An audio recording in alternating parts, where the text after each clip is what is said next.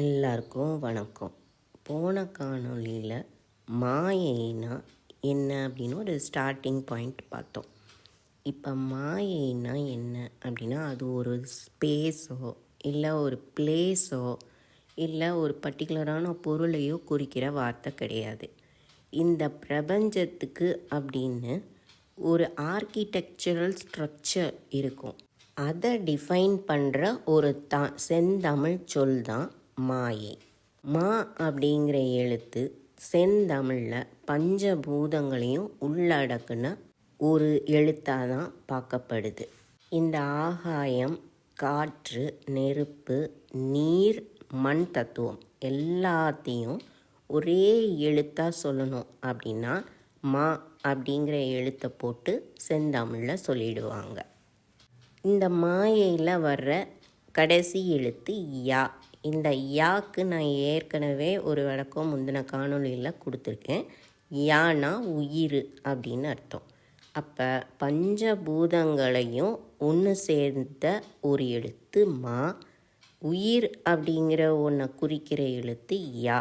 இந்த ரெண்டும் சேர்ந்தது தான் மாயை. அப்போ இந்த பிரபஞ்சத்துக்கு உள்ள என்ன இருக்குது அப்படின்னா, பஞ்சபூதங்களும் உயிர் சக்தியும் சேர்ந்து இயக்கிற ஒரு பொருளாக இந்த பிரபஞ்சம் நிற்கிறது அப்படின்னு சைவ சித்தாந்தத்தில் சொல்கிறாங்க. இந்த பிரபஞ்சத்துக்குள்ளே நாம் நிறைய பொருட்களை பார்க்குறோம். அதாவது பிளானட்ஸை பார்க்குறோம், ஸ்டார்ஸை பார்க்குறோம், நட்சத்திரங்கள், கோள்கள், சூரியன், அப்புறம் மில்கி வே அப்படின்னு சொல்கிறோம். அப்புறம் நம்ம பூமி இருக்குது. நம்ம பூமிக்குள்ளே நிறைய கடல் இருக்குது, மலைகள் இருக்குது. இவை அத்தனையுமே அணுக்களின் கூட்டம் அப்படின்னு தான் சயின்ஸ் சொல்லுது. அப்போ ஒரு அணுவுக்குள்ளேயும் என்ன இருக்குது அப்படின்னு நம்ம தெரிஞ்சுக்கிட்டோம்னா, அணுக்களின் கூட்டமாக திகழ்கிற இந்த பிரபஞ்சத்துக்குள்ளேயும் என்ன இருக்குது அப்படின்னு நம்ம தெரிஞ்சுக்கலாம். மாயையை பற்றி சித்தர்கள் சொல்லும்போது, இந்த மாயைக்குள்ளே இருக்கிற எதையுமே உருவாக்கலாம், அனுபவிக்கலாம், அனுபவித்து முடித்த உடனே அதை அழிச்சிடலாம் அப்படின்னு 3 விஷயத்தை சித்தர்கள் முன்வைக்கிறாங்க. ஒரு பொருளை படைத்தல், காத்தல், அழித்தல், இந்த 3 செய்ய முடியும் அப்படின்னா அது மாயைக்குள்ளே வந்துடும். இப்போ ஒரு வீடு கட்டுறோம், அந்த வீடை உருவாக்க முடியும், உள்ளே இருந்து அனுபவிக்க முடியும், அப்புறம் ஒரு நாள் அதை டெஸ்ட்ராய் பண்ணவும் முடியும், அதாவது அதை இடிச்சிடவும் முடியும். அப்படின்னா அந்த வீடுங்கிற பொருள் மாயை அப்படின்னு கூறப்படுது. மாயையை ஏன் அந்த மாதிரி சொல்கிறாங்க அப்படின்னா, பஞ்சபூதங்களையும் நாம் பிரிக்கவும் முடியும், ஒன்று சேர்க்கவும் முடியும். அதனால தான் மாயையை படைத்தல், காத்தல், அழித்தல் இந்த 3க்குள்ளே அடங்கும் அப்படின்னு சொல்கிறாங்க. மெய்கண்டார் அப்படின்னு ஒரு சித்தர் இருக்கார்.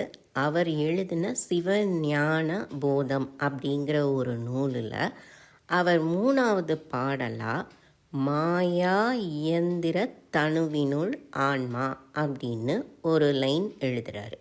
இந்த பாட்டில் வர்ற இந்த வரிக்கு அவர் என்ன பொருள் சொல்கிறாரு அப்படின்னா, மாயா இயந்திரம் அப்படிங்கிற ஒன்று தான் நம்மளோட உடம்பு அப்படின்னு சொல்கிறாரு. மாயா இயந்திர தனுவினுள் ஆன்மா. தனுனா உடம்பு, உடம்புன்னு எடுத்துக்கலாம், இல்லைன்னா ஒரு ஸ்ட்ரக்சர், அதாவது ஃபிசிக்கல் டைமென்ஷன் அப்படின்னு எடுத்துக்கலாம். அப்போது நம்ம உடம்பில் இருந்து இந்த உலகத்தில், இந்த பிரபஞ்சத்தில் இருக்கிற அத்தனை ஃபிசிக்கல் டைமென்ஷனும் மாயா இயந்திர தனு அப்படின்னு அவர் குறிப்பிடுறாரு. இந்த மாயா இயந்திர தனு அப்படின்னு அவர் சொல்லும்போதே மாயை தான் இந்த பிரபஞ்சம். இந்த பிரபஞ்சம் மாயை அப்படிங்கிற ஒரு எனர்ஜியால் உருவாக்கப்பட்டிருக்கு அப்படிங்கிறத தெளிவாக சொல்கிறார். இங்கே வேறு ஏதாவது உங்களுக்கு சந்தேகம் இருந்ததுன்னா நீங்கள் கமெண்ட் செக்ஷனில் போடலாம். உங்கள் கேள்விக்கு நான் பதில் சொல்கிறேன்.